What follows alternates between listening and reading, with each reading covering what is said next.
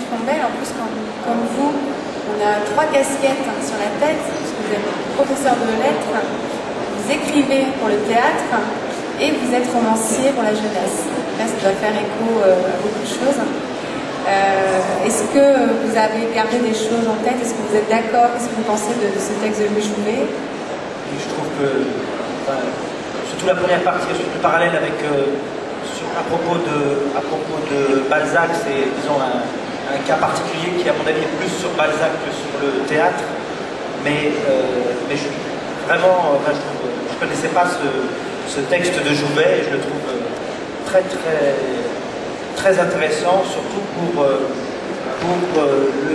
le rapport de l'auteur présent à travers une pièce ou présent à travers un roman. Et c'est vrai que dans le théâtre, c'est tout à fait ce que Michel disait tout à l'heure, les personnages prennent le pouvoir à un moment, font une sorte de coup d'état et finalement les personnages ne sont pas des petits ambassadeurs de l'auteur, ce sont autre chose, ils sont là pour eux-mêmes. Alors que j'ai l'impression que dans le roman, et moi j'ai mis beaucoup de temps à oser me lancer dans le roman.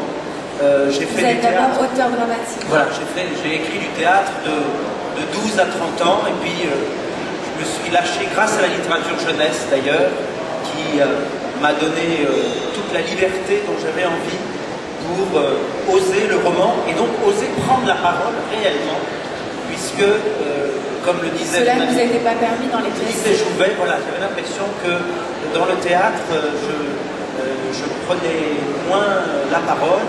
D'ailleurs, j'écrivais du théâtre, j'écris toujours, attention, je continue à écrire pour le théâtre et pour la danse aussi.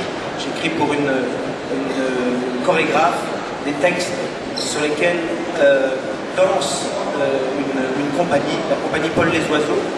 Et donc voilà, je trouve ça fait 2 ans que vous faites ça, voilà, c'est la dernière corde à voilà, on en est à 4e spectacle. Là, je suis en train de faire une trilogie.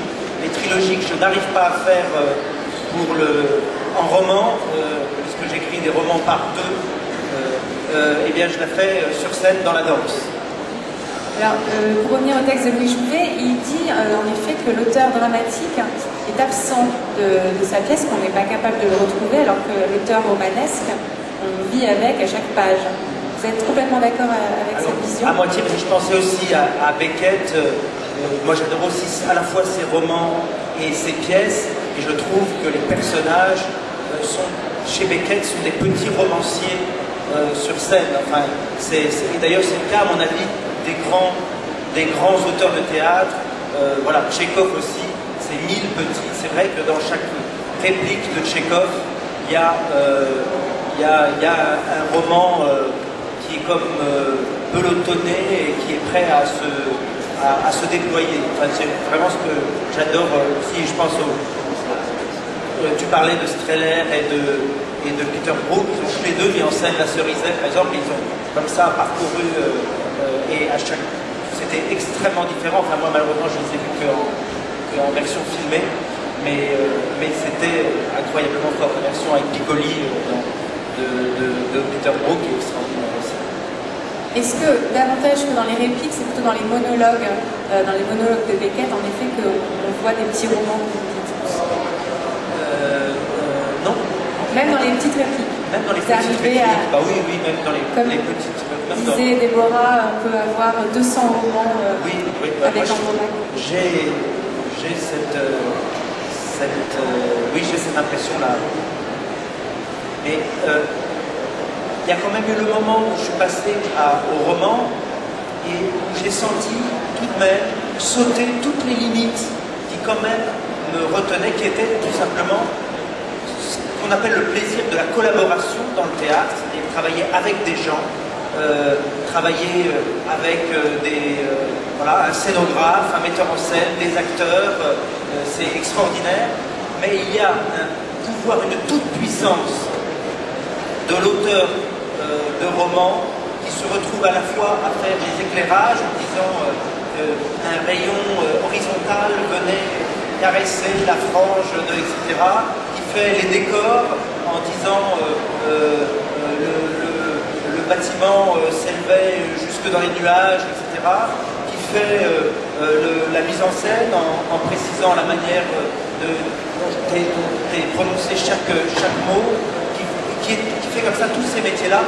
Et ça, je me souviens, la première phrase que j'ai écrite dans le genre romanesque, c'était une commande d'un éditeur, et c'était une version romanesque de la Bible. C'est jamais paru, c'est 1200 pages que j'ai fait en 2 ans, payé à la page, donc j'ai fait des paquets de pages, et on m'avait dit, vas-y, fais du roman. Alors moi j'écrivais des pièces un peu avec le minimum de mots, et là j'ai écrit, c'était Ruth et Bose, la scène, voilà, je me souviens de cette phrase qui a été le déclenchement de ma vie de romancier, qui était « La nuit était fleurie d'étoiles et odorante comme l'amandier, Ruth posa son coude sur etc. » Je me suis dit « Ah, quel bonheur!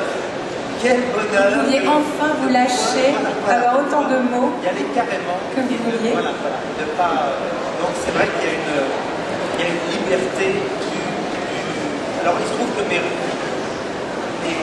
je suis en train d'adapter mon premier roman Toby Loveless pour le cinéma. Là, je dois faire ce chemin inverse et me convaincre qu'il est possible de confier ça à d'autres. Vous parlez de Toby Loveless, pour ceux qui ne connaissent pas, donc ça fait partie de la littérature jeunesse, c'est publié chez Gallimard Jeunesse. Vous avez publié donc 2 épisodes.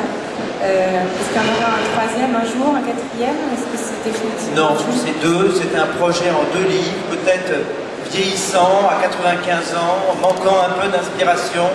Je ferai un 3e, mais vous avez le droit de vous dire qu'à ce moment-là, je serai sénile.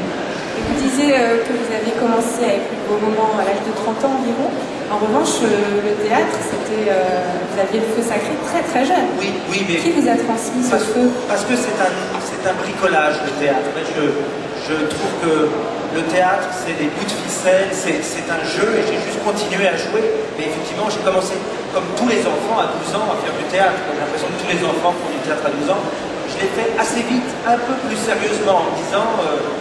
je vais prendre des Quand groupes. vous dites faire du théâtre, à 12 ans, vous jouiez au théâtre ou vous écriviez aussi? Les deux, en fait, voilà, j'écrivais les pièces pour des cousins, des copains, j'écrivais d'abord des petits, voilà, mais c'est vraiment, imaginez, le mois d'août, et voilà, il faut faire quelque chose, et quand on a fait 25 cabanes, et ben on va faire une pièce de théâtre.